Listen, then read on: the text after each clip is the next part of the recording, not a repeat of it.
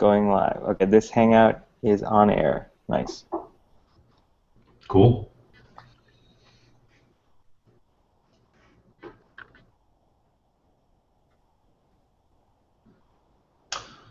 All right. Where's a good place to get started? I guess we can get started anywhere we want right now. I think just broadly speaking, I think just from, and Rob, please correct me if I'm wrong, but I think it seems like we've got kind of a breakdown between Johan talking a lot about design principles, ideas behind Global Unites, and sort of how that meshes, what different colors mean in different contexts. I was going to talk just a little bit about sort of brand equity, the idea of why is it important to have a brand, what does that mean, kind of separating brand from logo and thinking critically about that. And then, Rob, I don't want to put words in your mouth, but I think you've got so much experience on the grassroots side, building movements and building organizational identities, that I'm glad to include that part. And then, Rebecca, just put you on the spot and jump in as well. Okay, will do. Cool. So, Johan, do you want to kick us off? Sure. Let me get this screen share thing on.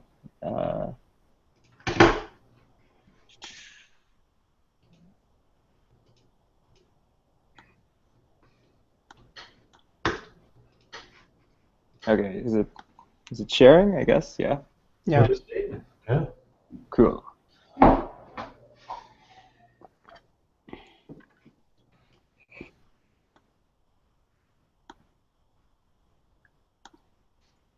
All right.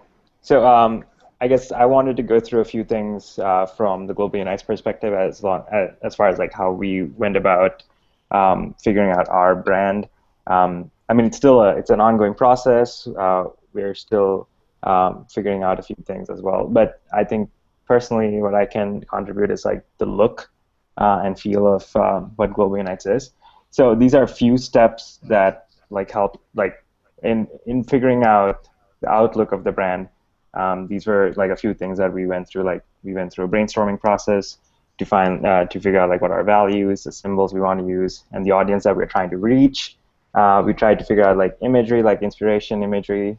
From my side, I wanted to see like, like peace building, conflict resolution, all these buzzwords in our context. I wanted to make sure that we try to incorporate that in the process of trying to figure out what everything is going to look like, from finding our colors to fonts and everything.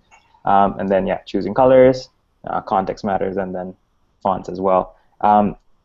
So I guess brainstorming, it was basically in our place. It was basically Prashant, myself, and when we started, it was just the both of us. And I was still in college and trying to learn what graphic design is.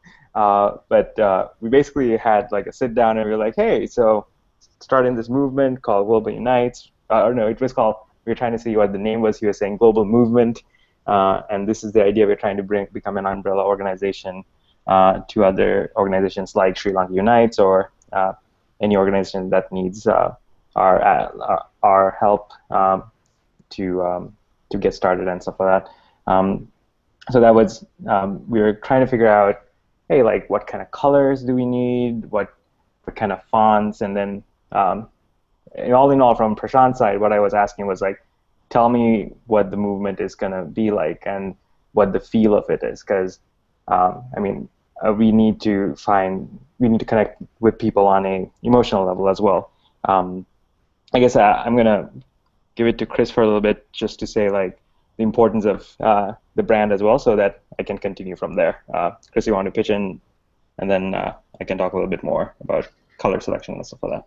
Sure. I'm going to screen share the very, very ugly presentation that I put together right before. So let's see. I always lose this. There it is, entire screen. 1 sec. Share. There's Johan's face. Can we see my screen okay? Yep. Fantastic. All right. So I guess this is more just sort of a series of quick slides, kind of sharing the idea of brands versus logos, but also talking a little bit about why branding is important. The perspective I want to take is more just along the lines of what a sort of a private sector organization, a company thinks about But I think a lot of those lessons are transferable to social movements and to organizations in general. And so this long block of text, which was directly copy-pasted from Wikipedia, you're welcome to look it up, Google it as well. But there's an idea that brand equity, in the same way that you look at building assets for any company, it's the idea of having a well-known name, a well-known identity, and that if you do that, then you're more likely people will spend more money on that product. They'll spend they'll give it more attention because that they believe that it's better than other organizations and other products and offerings. And so to kind of get beyond the sort of the marketing side, I think looking at working with Tech Change. So just to take a step back, I work at Tech Change. We do online education for development. But when we were founded in 2010, in addition to the name, in addition to the company, and sort of we had a broad idea of what we wanted to do, but not the level of precision that we'd like. So in addition to creating a name and getting a logo, we also tried to register techchange.com and techchange.org as a way of basically keeping that digital identity, that digital brand, consistent, and making sure that we owned all the digital properties associated with it. And the other joke is that we were a social media presence before we were actually a company. And there was a lot of short tweets, very informative, very enthusiastic, and the idea is that we wanted to be active and present in this space where the Tech Change voice was one that was prominent, and have grown from there. And then over time, I mean, it's not just about having that logo and that name and that digital property. It's got to mean something, and that consistent brand identity. It could be, and your brand doesn't have to be like the premium whatever. It could be, your brand could be, we're the cheapest, or we're the local corner store. But whatever your identity is that you choose to build your brand around has to be consistent. And so if somebody encounters Global Unites or Tech Change or anything else, they have a pretty good idea of what it is you do, what they can expect from that interaction, and what that's going to look like. And so I think if you buy a Big Mac in Washington D.C., or if you buy a Big Mac from McDonald's, pretty much anywhere else in the world, you have a pretty good idea of what it is that you'll get when you complete that purchase. And that's really nice in a world where that's really confusing and there's tons and tons of other options out there. I think there's also brand display. I mean, one of the things that we've tried very hard is to make sure that our brand appears sort of in parallel and in the same presence as very, very well established brands. So when we sponsor events, when we push out our brand, we try to make sure that we're not sort of lost in the shuffle. I guess I'll just keep. Is this useful? Keep going. Yes, please. Outstanding. Okay. So I think that and to just get back to, I'll come back to the maintaining in just a second. But it's so funny that the brand. A lot of people start off, they think about organizational dynamics, they think about leadership, they think about all these very, very important components of any organization. But in many cases, it's the brand. I mean, organizations may change leadership. People may come and go. Funders may come and go. But this brand can serve as a very valuable shortcut. So if somebody knocked on your door from 10 years from now, and all of us are no longer doing Global Unites, which I hope is not the case, because you're all wonderful, and I enjoy it, and they say, hi, I'm here to talk about Global Unites' latest initiative, that should mean something. And that should mean something important at that time where we're willing to go, oh, great, let's talk, let's hear that out. But I think the problem is, especially if you're looking at having a sort of a global brand, which is what you would need to do if you're building a global movement, is to keep that quality of experience at scale. I mean, we all remember, if you have 10 good experiences with a brand and one bad experience, you may never use that company, that product again. And we've all, and that's a shame, because you spend so much time getting earned media and getting donors and getting volunteers and getting people active, and then all it takes is that one time where they go and oh, you forgot their name, or you didn't get them, treat somebody with the respect and the level of attention that they deserve, and then gradually that negative experience will negatively impact your brand value. And so keeping that quality is really, really hard, and it's something that I think bizarrely, I think with leaderships, a lot of the value around leadership is not just in terms of inspiring and motivating, but also protecting the brand sort of at all costs, so that maintains that consistent quality. Then I think the other thing is that a brand is, as it acquires value in and of itself, as the McDonald's brand or the Apple brand or other company brands acquire value. The problem is not just losing quality and losing that quality of experience. Others might attempt to repurpose it and start saying, "Oh, now I represent, McDonald's." For companies, it's a pretty clear-cut case. It's why they spend so much money on sort of trademarking and basically protecting their intellectual property. I mean, Under Armour is notorious, at least currently, for suing everyone with armor in their name in a way that could be representative of their brand. It's not quite as easy for social movements in a lot of cases, especially because they don't have the types of resources and types of options available. And in some cases, it's not nice to be seen as suing the heck out of people who are claiming to help you. But it's a problem because if your brand does have value, it may be used for purposes that you don't plan on and that make other experiences negative. And so that person who knocked on our door and said, "Hi, I'm here to talk about Global Unites," and they said, "I'm here to sell all these cheap T-shirts for $40 a pop, and the donations will go to Global Unites." And then 2 years later, you find out actually none of that went to Global Unites, and none of it went to the movement. It actually ended up going to paying for something that you didn't agree with. And then I think the last one is also just making your brand relevant over time. I mean, what are you?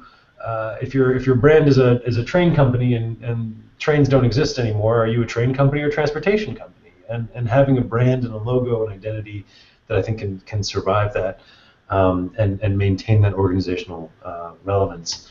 And then I think shifting, this is key. Not just maintaining, but also having the leadership and having a community that's able to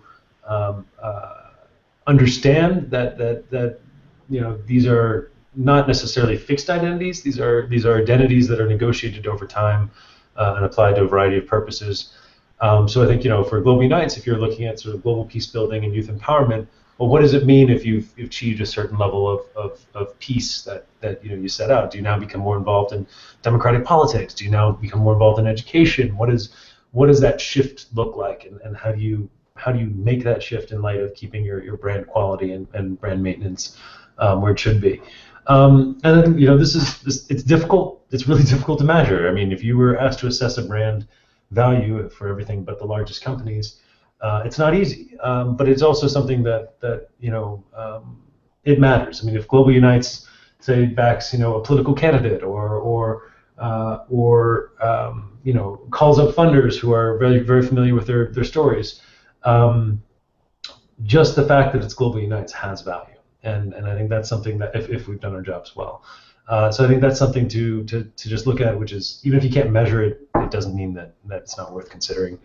I think that was the last slide. Yeah, it is my last slide. Okay, cool. So I'll stop rambling. Thank you for bearing with my incredibly ugly and possibly very obvious session, and I'll go ahead and get back to the video now. Cool. Good. I guess no, I like what you said, Chris. I can pitch in a little bit about, like, we were talking about logos as well, and that's like, the logo is not essentially your brand, but it is the face of it essentially, because that's what people are gonna see and that's what people are gonna relate to. And I think when we were going through of figuring out what that was gonna be like for Global Unites, there was definitely a reiterative process, but now, as a nonprofit, I know most of the nonprofits that we don't have like big budgets like a private sector would. So I know one of the biggest questions that's going to be asked is like, how does one find a graphic designer who can work for free? So which is also a tough one. But I mean, obviously, friends and colleagues, I guess, would be your go-to. But if you, as an organization, does have the capacity to afford a designer, I would definitely say go for it. But just to give you guys a head start, for whoever is going to be watching this later on as well, I think it's important that you have yourself prepared to what those ideals are, because there's going to be a lot of questions that's going to be coming up, and it's always helpful if you as an organization already have some answers to help your designer figure out like what the next step should be, or like give to help you through the process. So I'm going to show you a little bit of like something that will come in handy. Let me see if I can share this. Okay, so this is it's a mind mapping. Mind mapping is a very a process that most designers go through, and I hope like the designer that you're going to be working with will go through as well, so that you all have an idea of figuring out colors, and then fonts and all of that stuff. But if you as individuals want to get a head start on it, even if you're um, not educated in design, I would say come up with a mind map of what your organization is, so that you can present it to your designer or your friend who's going to be helping you with designs. Like, hey, this is what we represent. So you can write the name of your organization where it says laws of mind map. You can have, for an example, we can have Global Unite. And then we can branch out to say colors, fonts, values. We can have programs. Like this is obviously this starting. This is where the whole branding process starts. Is like figuring out what are those things mean to you. Obviously, it's going to grow over time because a brand is a living, breathing thing essentially. So having those written down, like, oh, okay, we are like this. We like these colors because these colors represent such and such values. For an example, for Global Unite, we were like, okay, green and blue. We were thinking more earth tones because now we want to be a global brand. We want to make sure that these colors would be acceptable throughout the world. We didn't want like some countries might take offense for reds because some countries might not consider pink the same way the other countries do, or blue brown the same way another country would. So that's why we were like trying to figure out, hey, what are the colors that would be universally like acceptable? Blue and green, even though it's very cliche for a globe, we felt like that would be a very easy route to take. But then again, we need to make it our own thing as well. So we came up with inspiration boards. So as in I did, but this is like not the inspiration board we came up for Global Nights, but this is an example. So like I started like putting up images of like, hey, this is kind of the look that I want for our digital when we're doing like Facebook posts to like our branding. So I would like put up images to see like, hey, these are the looks that I like. So before you reach to your designer friends, try to put like even a folder, a Google folder, or even like on a Word document, just some images that you find online. Like, hey, I like these kind of logos. I like these kind of color palettes. I like what this organization has done. So try to find a good inspiration from nonprofits and also for-profits, just to have a good mix. So like, hey, these are the kind of ideas we have, or the type of looks we like. And then you have to figure out, obviously, color. So I guess to help your designer friends, you can say, okay, for us, we were like, okay, we thought about blue because like even in this little image, you can see like some things that blue represents, especially in the Western context. But I know if it's from an Eastern country or a Southeastern country, the color might mean something else. So you have to be very careful about it. So if your organization is just aimed at like your country specifically, like for us, like for Sri Lanka Unite, we made sure we went with the colors of our flag, and it was divided into 4 sections just to show like equal distribution of color. I did not design that logo, but however, like those are few elements that they were thinking about. Like, hey, how do we? Oh, now there's a middle in Sri Lanka. We wanted those colors to represent Sri Lanka, so it represents each community.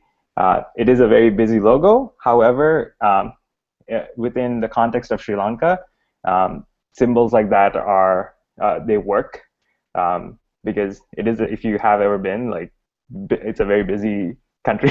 There's lots happening there. So from my experience, that logo does work in that context, even on our T-shirts and everything. There is like a significant outlook. Like people do recognize it when they see it. Like, oh, that's that organization. So now it's kind of like established, so it's kind of hard to like change those things. However, like with Globally Nice, you're like, okay, we want it to be simple so we can do more. The logo can go a longer distance. So we went to green and blue. So I guess you can see like a few things that green and blue, when we were thinking about it, actually represents like trustworthiness, dependability, responsible. Like these are things like when we're even reaching out to for funding and stuff like that, people like obviously there is an emotional connection to color. So you have to be very picky about what kind of colors are going to represent your organization, especially your logo. So keeping it simple, a max of like 2 to 3 colors, and obviously give your designer friend the freedom to give their feedback as well for you, so that if he or she has experience in the sector, they will give some good feedback. So these are some examples of where we started. Like you're like, oh, Prashant was saying inspire, connect, equip. Obviously, this is 4 years ago, and I was in college, and I did not know what I was doing. But yeah, I mean, you can see where it was like starting to morph into what we have right now. And this was like on the top right-hand corner was the first, like when I was sketching it out, Prashant picked that logo and it was like, hey, I really like this. Personally, I had no idea where it was going to go. I was like, oh, there's these hands covering the earth, protection, like trying to say a lot of things, but it was kind of a vague interpretation. Like, oh, what does this all mean? So then we came to the one on the right. We're like, oh, I think it's getting there. We don't know what it's like. Oh, maybe hands are like holding the globe. So like different, very, very cliche globe icons. But that's where where we started. It's okay to start in a place where like bad ideas are fine, as long as you put them in the past and you keep moving forward. So it's okay to have bad ideas. If you have bad logos at first, like, I mean, once you're figuring it out, it's okay. But make sure to get some feedback. And at the end of the day, like, you need to settle into a concept so that you can make that better. So yeah, then you can see a little bit more improvement on the logo. You're like, okay, now we've taken a step up. So we know kind of heading in that direction, and we finally ended up with this logo for Globally Nights. Figured out the color that we felt like was right for us. So the green and the blue that we picked were specifically, we tried to keep it consistent for all of our branding. So this is like an example of that being used, like the same colors we chose for the logo, again, being used in our collateral for print, so on and so forth. And those of you who are at the conference might have seen, like, even the backgrounds, everything we used was based on the colors that we started with, and we wanted to keep that consistent. So yeah, I guess that's a little bit of a tip as far as like when you're working with a designer friend. So as I said, just to recap, figure out colors, brainstorm with your colleagues who you're starting this organization with, or you have already started this with. It's like, oh, what represents us? And then have those all written down so that when you're having that conversation with your designer friend, you're able to tell them, hey, these are the values, these are the things that we're thinking about, help us come up with a concept for a logo. And yeah, that's a good starting point for those of you who are starting your own organization. Yep, I guess, Chris?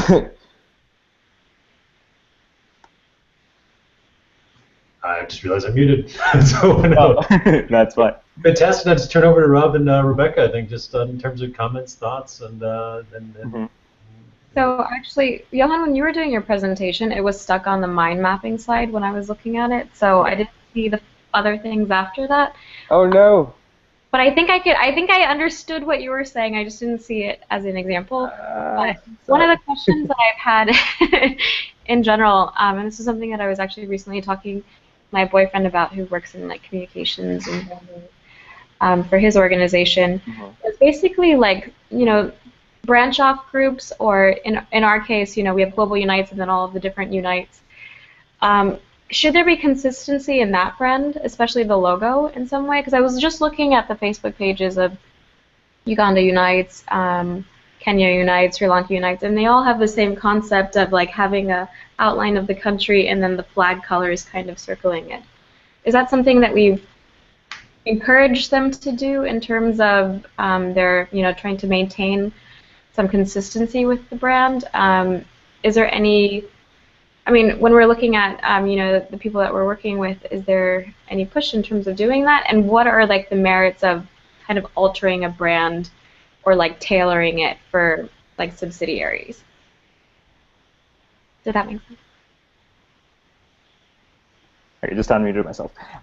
So yeah, I mean, okay, so this question actually should be answered mostly from like a leadership point of view, because from a designer's point of view, if I had the leeway of like having everything designed like consistently, I would change all of the logos and make everything like I would I like the look of like how Global Unites and all that stuff is. So because there was an established logo from like Sri Lanka Unites, and then Congo Unites wanted something similar, so we decided, we were like, okay, so we should keep it consistent throughout all the Unites movements. So it's like, oh, Sri Lanka Unites, Global Unites, not Global Unites, Sri Lanka Unites, Kenya Unites. So all the movements that are branched under Global Unites or like Global Unites helped, we wanted to, like, if they were being a part of us, our organization, we wanted to make sure that they looked consistent in some way, and then that logo with the flag colors was one way that Prashant and the core team decided to go with. So I guess the answer is yes, we want to keep it consistent. But would I change everything? Also yes. Make it simpler so that it's more of a smaller icon or something, so that it's easier to be printed all over. And like, as far as when it comes to printing, there's cost on everything, so you got to be very careful about all that stuff, because you don't want to be spending a lot of money printing a full color logo all the time. Even in black and white, you want to make sure that your logos work. So there's always that problem that comes into play, so you have to be very careful about those things. But yeah, so the idea was to keep it all consistent, so that there'll be a tie-in, like they're all like part of one family kind of thing. Do you think, so if you could do it all over again, what would you do in terms of, like, what would you allow like the subgroups to do in terms of altering the brand? Would you try to keep like the Global Unites logo somewhere in there, or would you prefer that it just be like the logo and like a local name? I mean, this is something that we have at SAIS. We have issues with where we're not allowed to like alter our brand at all in terms of the program level or at the student group level. We have to just maintain our logo as is, with a little bit of flexibility on social media for just like our like profile pictures on things. But for everything else, there's like no alterations that can be made. And this is kind of a general rule when speaking to others. There isn't, the McDonald's around the world aren't like different colors and things like that. So, I mean, in terms of just a branding and just a marketing perspective, what's a good take on it? So, because as I was saying, like, these are, no, I did not say this, but these are individual organizations, right? Like, so like Sri Lanka Unites is their own entity and they function on their own. So I would say within their organization, they should have consistency throughout, like like from their branding on social media and on like even their print collateral, everything should have that identity that they've created. So they all have their own brand identity, and most of these organizations didn't have the capacity to build their own logos and stuff. So that's why there was help from our end as well. It's like, oh, okay, so we'll try to keep it consistent, all that stuff. But I think because they function separately in their own context, and I think having a tailored brand for their country is important in this aspect, because we have other organizations like that are not a Unites brand that's already like who's like working with Global Unites and stuff. So I mean, those organizations are going to have their own brand and all that stuff. But I guess what I'm trying to say is, from a logo and like outlook point of view, they should have their consistency within the brand that they've created. But that doesn't mean Global Unites is going to, for an example, like say, okay, dictate these are the expectations, but we are going to help them through the process of like, we can at least say, hey, this might not work as far as for your country, but they would, obviously the designers in their country and the context matters, so they need to figure that out.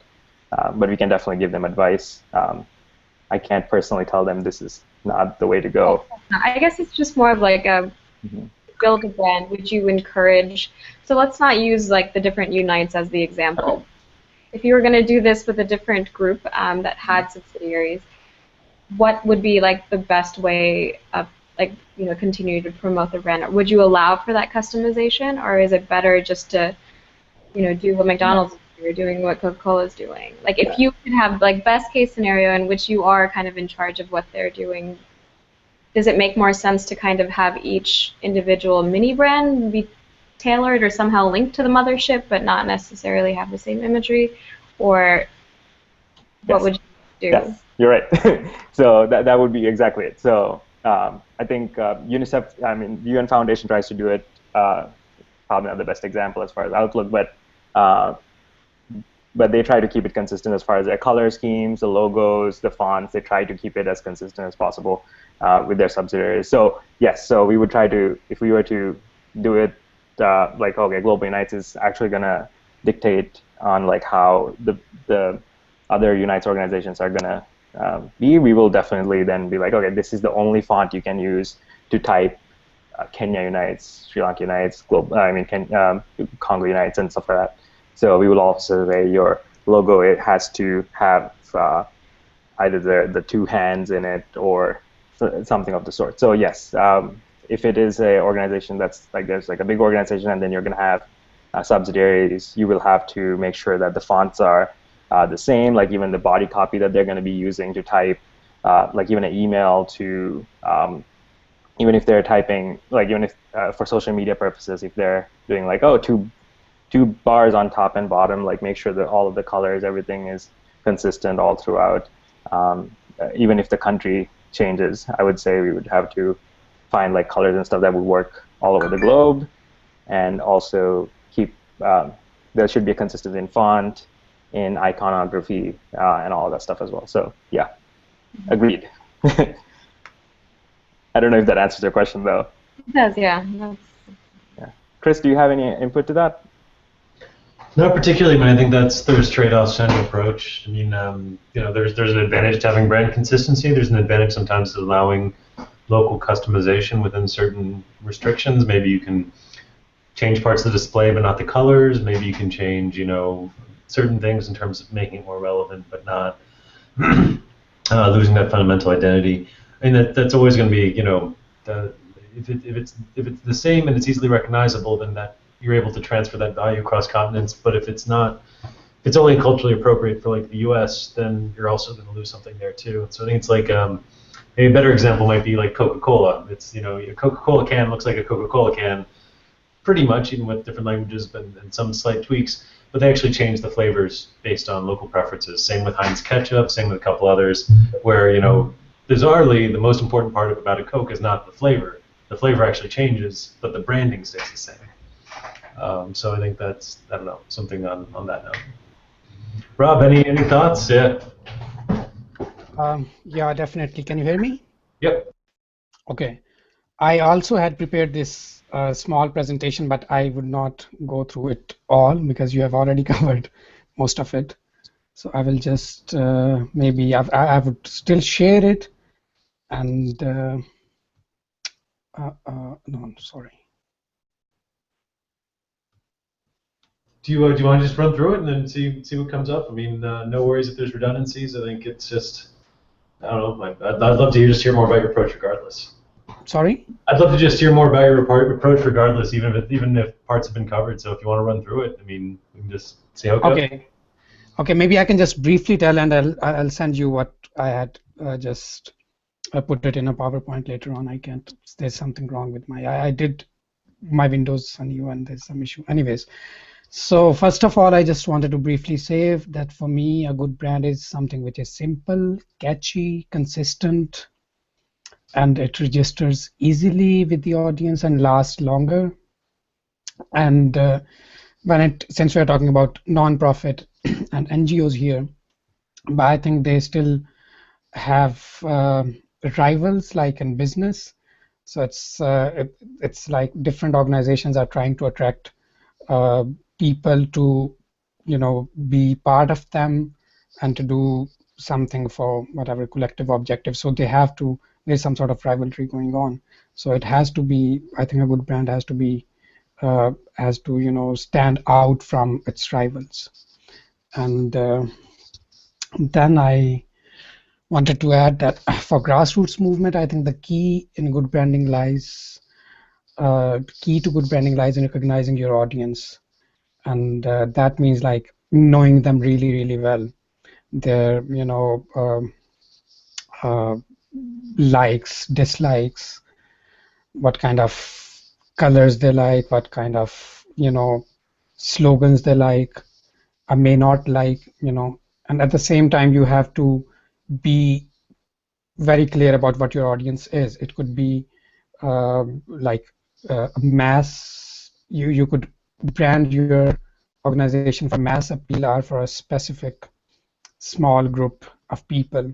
You got to be very clear about that who exact. I'll maybe show a few examples later on to give you a better idea what I mean here. Yeah, and you need to know your message too very, very clearly and in shortest possible terms. And terms include words, it may include colors, and for that you have to have a very good sense of symbolic and visual arsenal at your hand. Like what is the broader pool of symbols that you may use for your branding? That includes colors, words, slogans, fonts, styles, etc., everything. So yeah, that's like the broader things that you need to have in mind. And then I would just briefly talk about our own branding experience with Hoodie.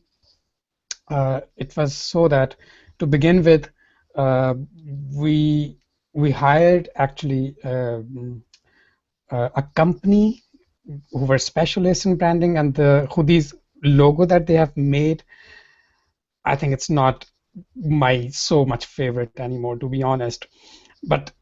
And here comes the point that we paid for it, and it's not the best of the things that we wanted.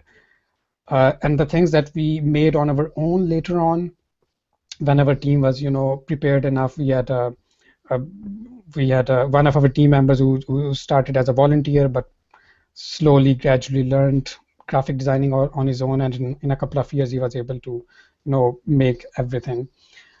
The rest of the, apart from the main logo, we have also made other different logos since Hoodie has been involved in different things.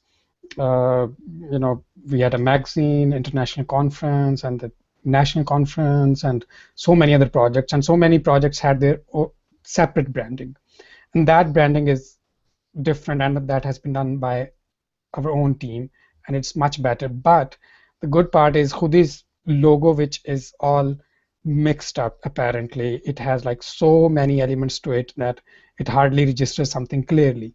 But the benefit to it was, and that's what we wanted too, and that's something special to Hoodie, but it may be relevant for other organizations too, that if we want to build something like an umbrella organization which is taking initiatives in different areas with different kind of people, then a logo which kind of encapsulates all those different elements might be very useful.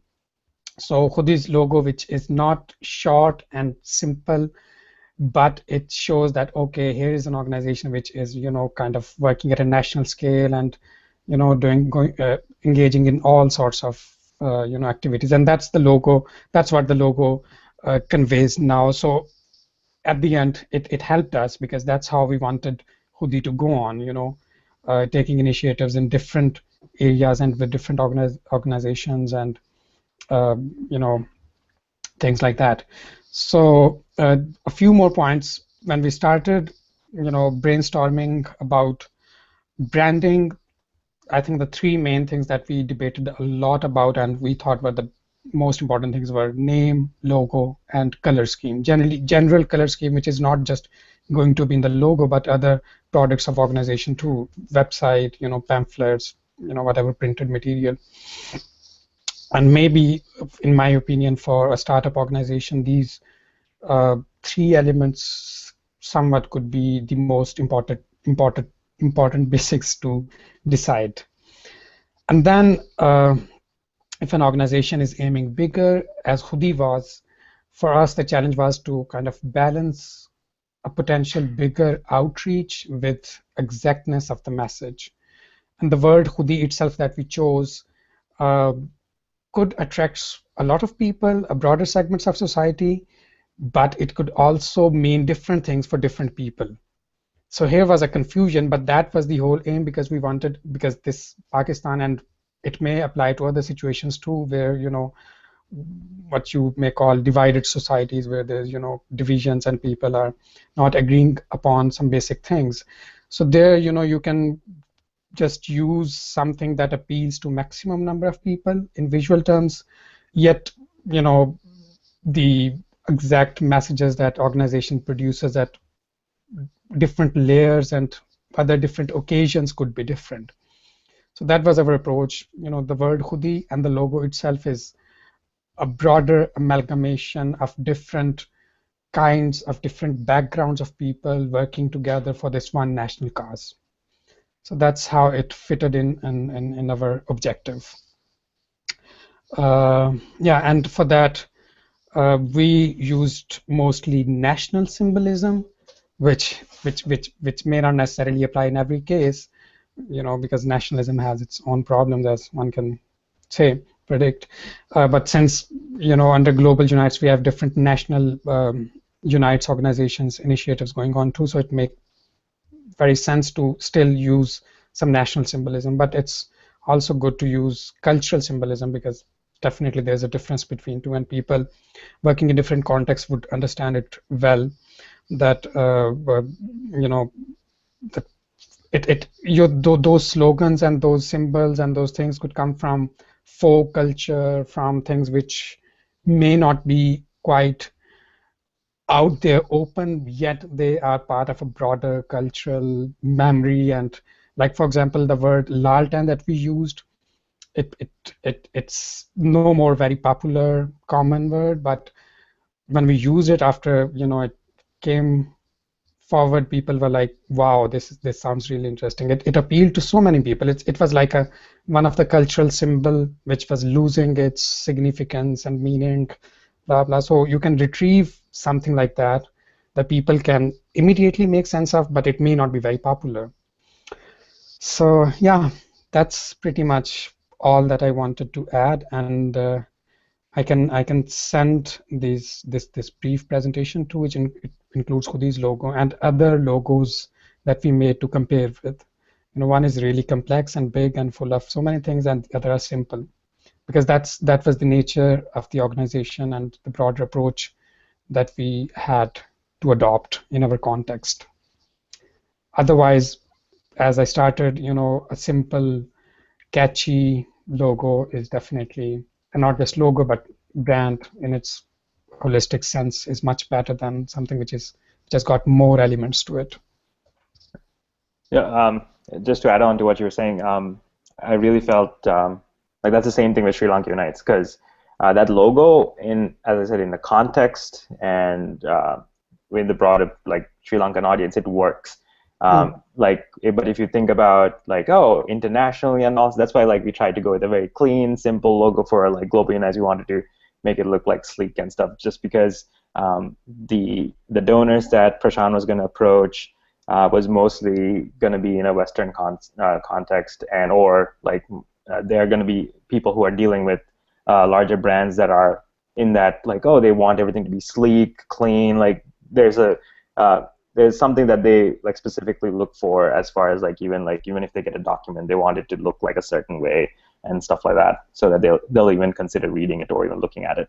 So that's why like in that context, like the Global Unites, like having all the sleek stuff might make sense, but it actually makes sense for what we have with Sri Lanka Unites when we have like a really crowded logo. I know as a designer, it's like, oh man, that's so much happening, and that's a logo nightmare. In like if I look at it from like design concept like perspective, like if I'm like, oh, all the classes I took through college, like if I was to say look at Sri Lanka Unites logo through that lens, then definitely it's like, oh, that's wrong. Everything is wrong. But in the context of Sri Lanka Unites in Sri Lanka, that logo works. Like the young people recognize it.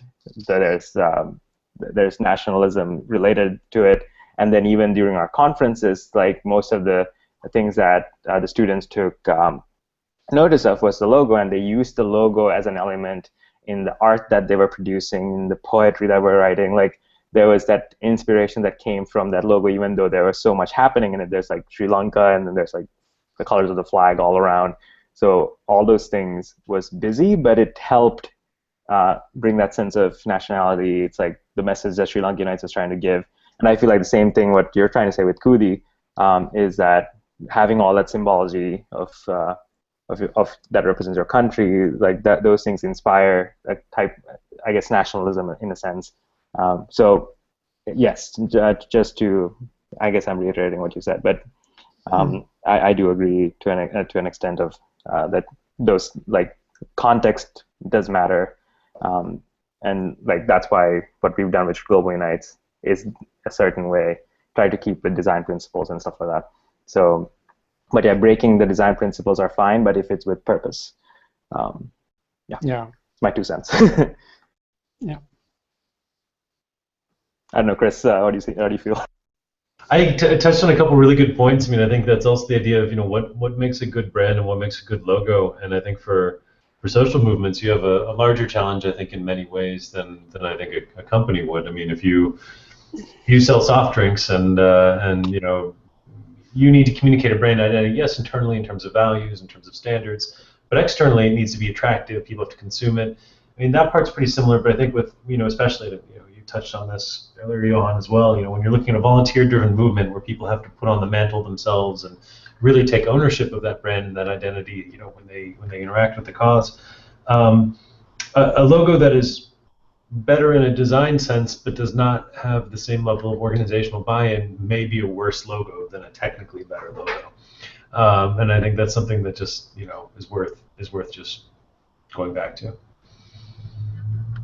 I don't mean to say that like one hoodie logo is technically better or worse than another. I just mean that in terms of that trade-off. Totally. but yeah, that's the thing. Like context is very, very, very important, and because then there's that organizational buy-in as we were talking about. Yeah, totally agreed. But when you're starting the organization, I would say have all the ideas laid out. Have logos that are clean and crisp. Have logos that are busy and message-driven. Have so that you can see the spectrum of options that you have. Like get your designer friend, or even if you're designing, if you're sketching it out, sketch out things that are very clean, just font-based logo. It's like, oh, we're just gonna have just text. Okay, fine. So have that.